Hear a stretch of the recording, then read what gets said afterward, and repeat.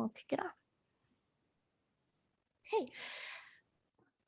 This is a presentation by myself, Dr. Ashley Vogt, and my colleague Marilyn Keller. Today we are talking about behavior chain interruption strategy, a systematic literature review.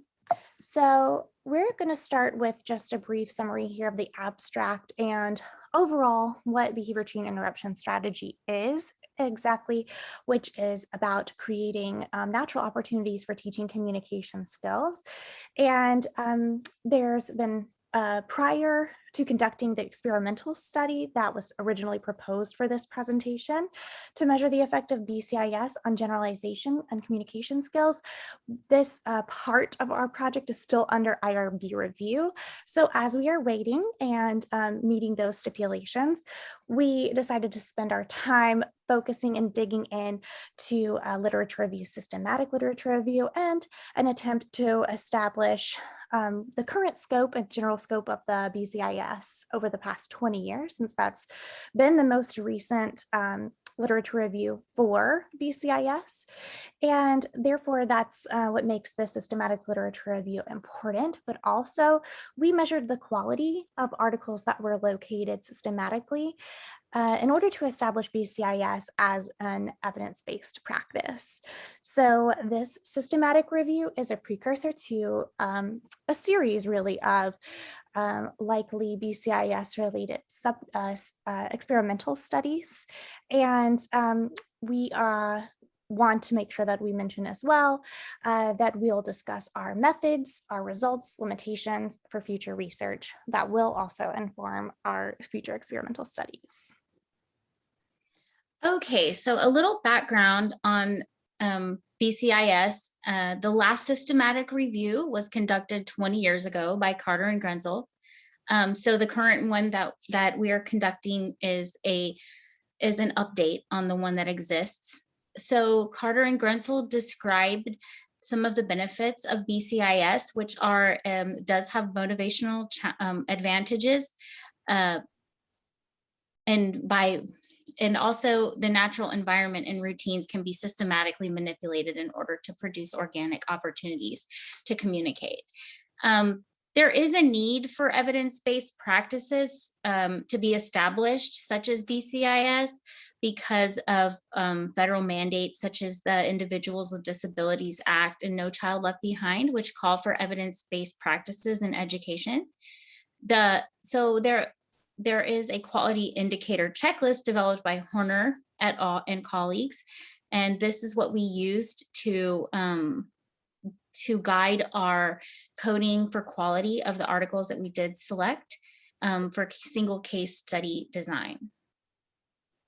And it can be considered evidence-based if it is, you can see operationally described, the setting is replicable, the level of treatment fidelity is described, a functional relation is described, and the experiment's effects can be replicated across 5 studies, 3 research groups, and 20 participants. Excellent. So the purpose of this systematic review was to conduct a review of literature supporting BCIS and measure the quality of the studies identified according to the Horner and colleagues quality indicator checklist to establish BCIS as an evidence-based practice. The research questions are: what is the current status of literature supporting BCIS? And what is the quality of articles that employ BCIS using the Horner and colleagues checklist? And is BCIS an evidence-based practice to teach communication skills to individuals with disabilities who require extensive supports? So our methods began with both authors and a university librarian searched for articles using 15 terms. You can see the terms here. They include behavior chain interruption strategy, as well as BCIS, among many other terms you can see here. The databases we used are listed here as well. So we only used peer-reviewed articles that with date ranges from 1980 to 2021. 72 articles were initially located. The abstracts were reviewed for relevance, and all duplicates or irrelevant articles were removed. 18 articles were included in the final review, and 2 were actually removed after closer review. Um, so the articles were coded to capture the general scope, and you can see some of the items that we used here to code the articles are listed. Well, all of them are listed, including number of participants, demographics of participants, and so on.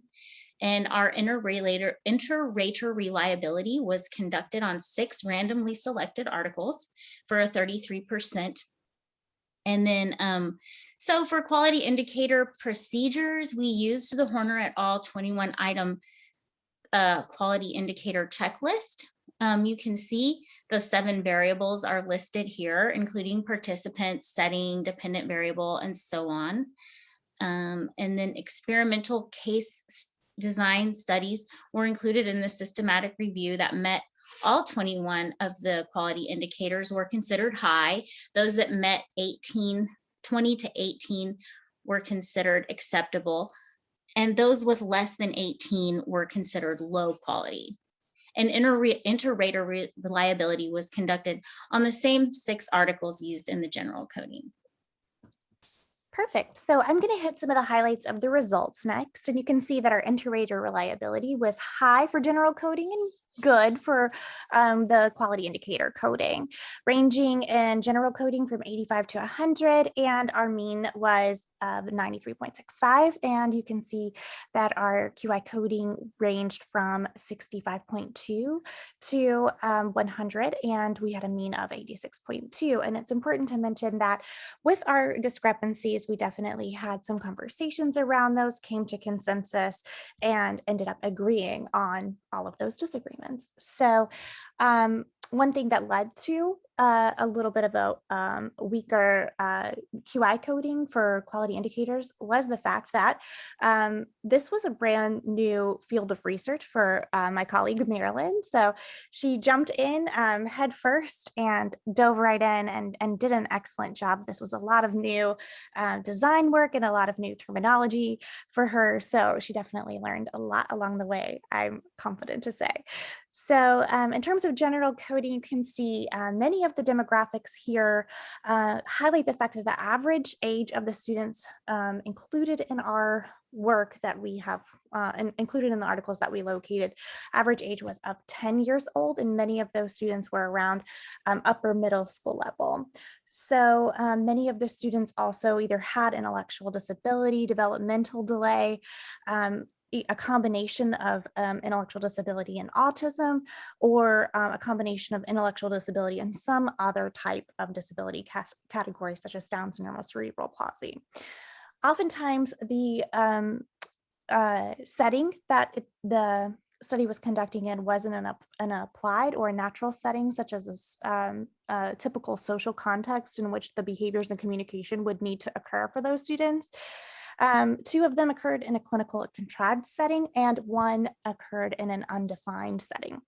So those types of things also, it's important to mention, reflected in our quality indicator checklist. As you know, there are elements of the quality indicator checklist that would capture this information.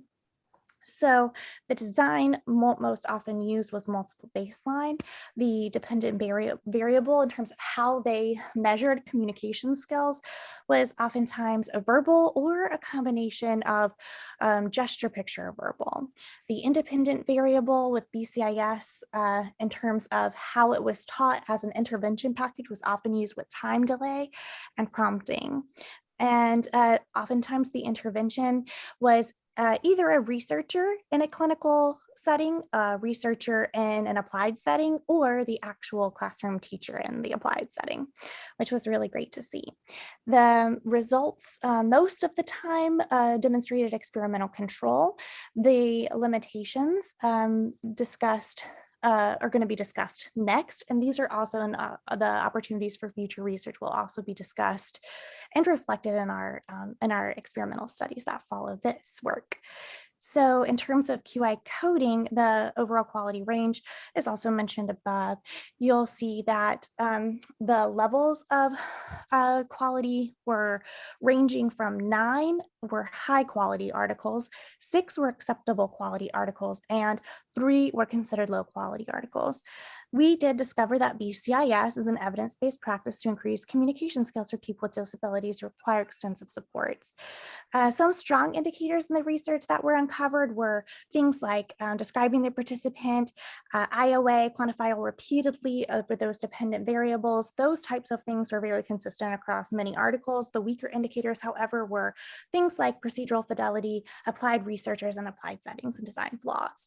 So those pieces that we noticed as well that will inform our future research, common limitations and suggestion future research that were outlined in our coding were things like some limitations for this study specifically. There might be some missing articles related to BCIS based on our selected search terms, years to date, publications that were used in certain databases and things like that. So future research might need to extend this to include any missing articles that we might have. And of course, we realize that replication of high quality studies is needed. So our work will definitely reflect this finding, as well as the emphasis on generalization and maintenance, programming, problem solving. This was also pieces that were oftentimes missing and suggested in future research. And we also want to make sure that we highlight the fact that intervention packages, like including a time delay or system of least prompts and planning for fading and generalization, is really important too in future work. So thank you very much for your time and attention. And